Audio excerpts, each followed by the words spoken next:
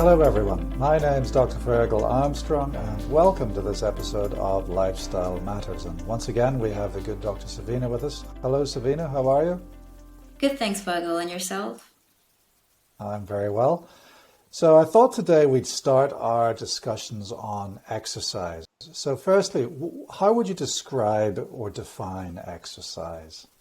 So exercise is defined as purposeful and planned repeated physical activity, which you are doing with the intent to improve or maintain your fitness. Now, you might ask what physical activity is. Yeah. Yeah. So I would classify it according to the four of aerobic exercise, resistance training, balance, and stretching. Yeah. Would you agree with that? Oh, definitely. Those are four main areas where we talk about exercise. And I guess if we talk about aerobic exercise, one of the big, huge ones that we talk about often, it's basically where you're doing your cardio exercise. So running, jogging, cycling, swimming, whereby your heart rate is increased and you're doing some cardiovascular conditioning to your heart. And of course, you can also say that walking is part of cardio exercise, aerobic exercise, isn't it? Definitely. Yeah, so let's not miss out walking. And then we have resistance exercise, which is basically weight training or trying to strengthen your muscles. And then we've got balance exercises where you're trying to, exercise in inverted commas your balance mechanisms, so your joints, your proprioception, and your brain's vestibular system, etc. And then we've got stretching exercises where we're trying to maintain our suppleness and our looseness. And the government, the Australian government, has put out recommendations for all of those types of exercise and has recommended minimums for all age groups. So if we just limit our discussion to the age groups between 18 and 64, what would be the recommendations for activity for aerobic exercise in that age group? So I guess the current recommendations are 150 minutes to 300 minutes of exercise a week, of aerobic exercise a week, of moderate intensity, or 75 minutes to 150 minutes of vigorous activity a week. All right. So how do we define moderate or vigorous activity? So moderate, a simple way that I use is really just sort of the whole talk and walk test. So basically, moderate activity is basically when you're walking at a pace where you can talk but you can't sing.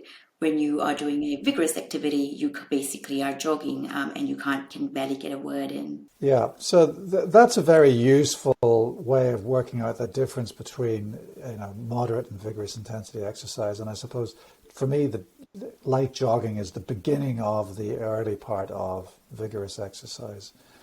But there are other ways of making that classification, and so you can use mathematical formulae that involve understanding maximum heart rate.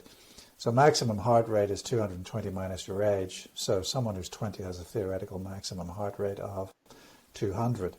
So they say that moderate intensity exercise would be a percentage of maximum heart rate of between 64 and 76% of your maximum heart rate.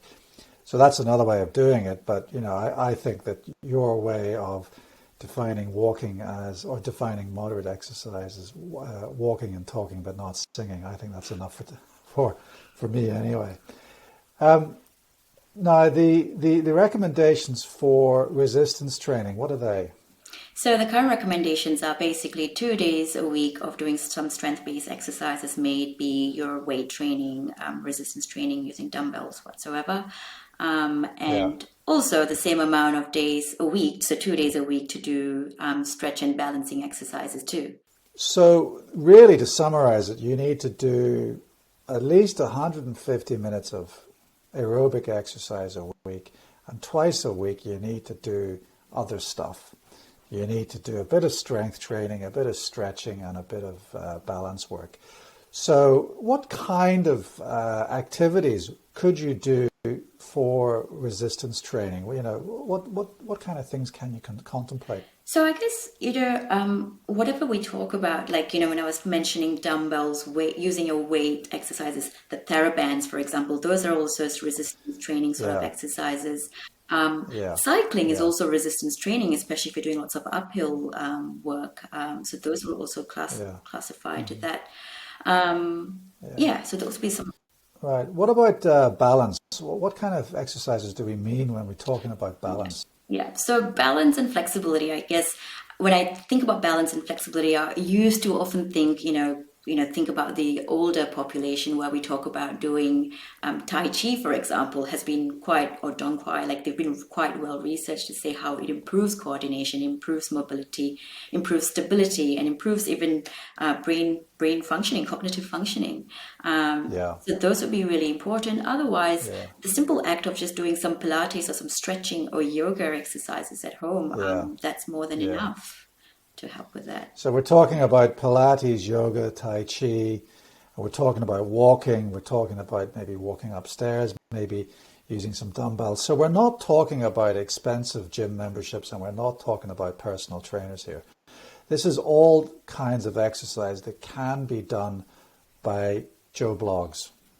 Definitely. And in fact, for people who Yeah. actually struggle with, who think, oh, I can't exercise isn't for me, or I don't have time for exercise, there is actually what we call another type of activity, which is called non physical exercise. And that's basically where you're expending energy more than what you would do normally. So, for example, if you are going to the shops, you could just park the extra distance and walk a little bit more to the shops, or you're going parking away from when you're going to work, parking a couple of blocks away from work, or taking the garbage bins out, and taking that extra long route out of your house if you've got a bigger block of land. So incidental activities that you can Yeah. do to try to increase the weight, the thermogenesis, the act of burning more fat, burning more calories. And this is a good point. Yeah. Yeah. So that's a useful segue into kind of understanding metabolism, basal metabolic rates. So I think of energy expenditure as sleeping, eating, moving, and exercising. So sleeping first, so we have resting energy expenditure. So actually just being alive and being asleep in bed, that requires up to 60% of our daily energy expenditure. So it's actually we still are very, very energy dependent even when we're doing nothing. Then we have eating. So then we have the energy expenditure that we use to actually digest food, which is about 10%. Then we have non-resting energy expenditure.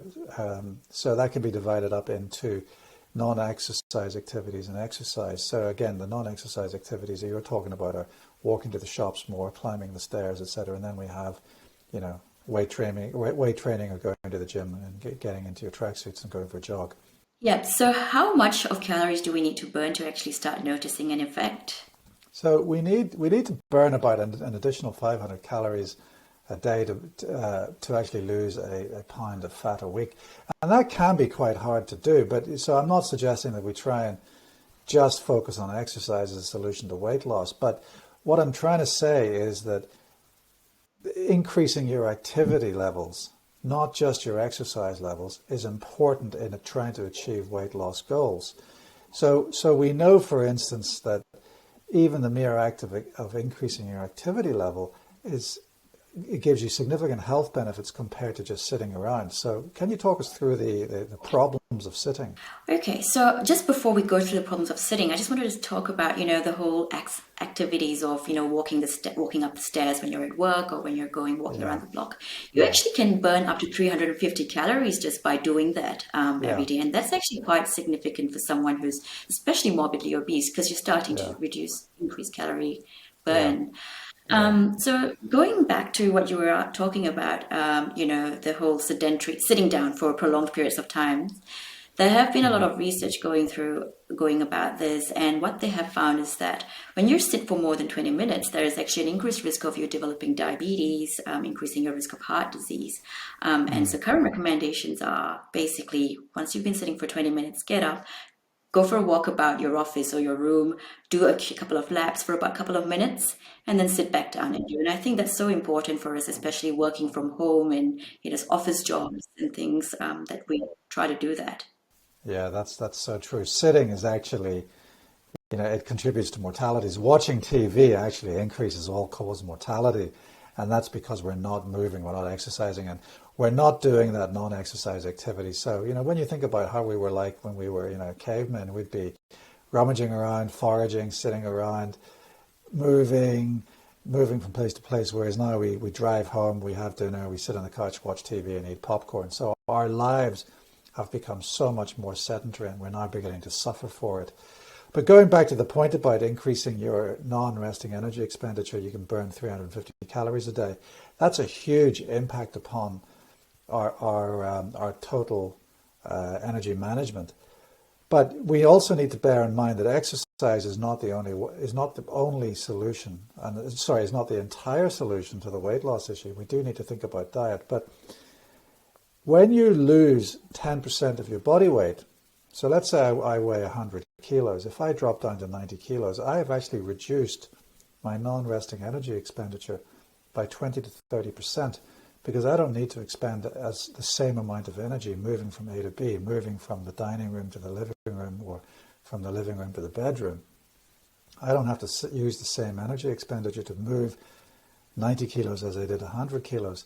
And so it's important to understand that as you're losing weight, you're becoming less energy expensive. Therefore, you need to actually become, paradoxically, more active to actually maintain the status quo.